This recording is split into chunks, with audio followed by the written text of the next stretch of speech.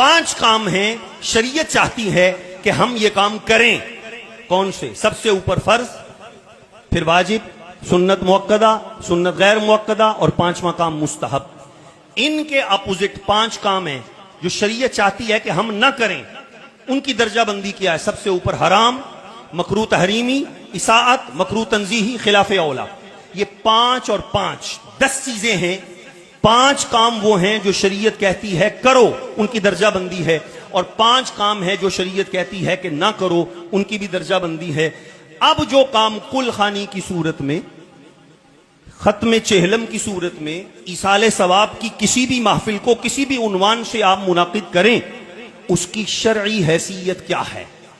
کیا ہم فرض سمجھتے ہیں، واجب سمجھتے ہیں، سنت مؤکدہ سمجھتے ہیں، غیر مؤکدہ سمجھتے ہیں، یا 5ویں درجے کا کام مستحب سمجھتے ہیں؟ تو میرے بھائیوں، ہم ان تمام کاموں کو نہ فرض کہتے ہیں، نہ واجب کہتے ہیں، نہ باقی. ہم کہتے ہیں یہ مستحب کام ہے. مستحب کام، اس کا کیا مطلب ہے؟ کر لیں گے تو ثواب ہے، نہیں کریں گے تو کوئی گناہ نہیں ہے.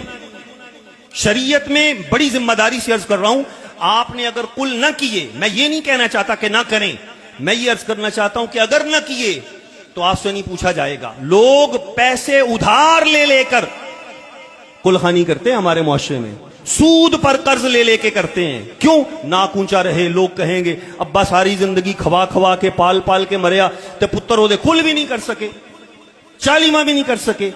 تو وہ کام جو آپ اپنی ناک اونچا رکھنے کے لیے کر رہے ہیں، جو برادری کے اندر اپنی جھوٹی عزت بنانے کے لیے کر رہے ہیں، اس کا ایصال ثواب سے کوئی تعلق نہیں ہے. شریعت میں نہ کل فرض ہیں، نہ 10واں، نہ ختم چہلم. یہ تمام چیزیں مستحب ہیں بشرطے کہ منکرات سے خالی ہوں. جو سب سے پہلے کام ہے، سنیے، علماء تو جانتے ہیں، طلباء بھی جانتے ہیں، میں اپنے دوسرے بھائیوں سے عرض کر رہا ہوں. سب سے پہلا کام، کوئی بندہ فوت ہو تو شریعت کہتی ہے اس کی چھوڑی ہوئی جائیداد میں سے اس کی تجہیز و تکفین کا بندوبست کرو. اگر کوئی اپنی طرف سے کر دے تو اچھی بات ہے، نہ کر سکے تو اس کی چھوڑی ہوئی جائیداد میں سے. اس کے بعد جو باقی بچے اس میں سے اس کا قرض اتارو. اگر کوئی رشتہ دار اپنی طرف سے اتار دے تو اچھی بات ہے، نہیں تو پھر مرحوم کی جائیداد میں سے، اس کے ترکے میں سے اس کا قرض اتارو. پھر جو بچے اس میں 3 حصے کر کے 1/3 حصے میں اس کی وصیت پوری کرو اگر اس نے کی ہے تو. اور وہ وصیت بھی وارث کے حق میں نہیں ہو سکتی کہ جی ابا جی نے کیا سی فلاں پتر نو وہ پنڈ والی حویلی دے دینا. نہیں، جو وارث بن رہا ہے اس کے حق میں وصیت نہیں ہو سکتی.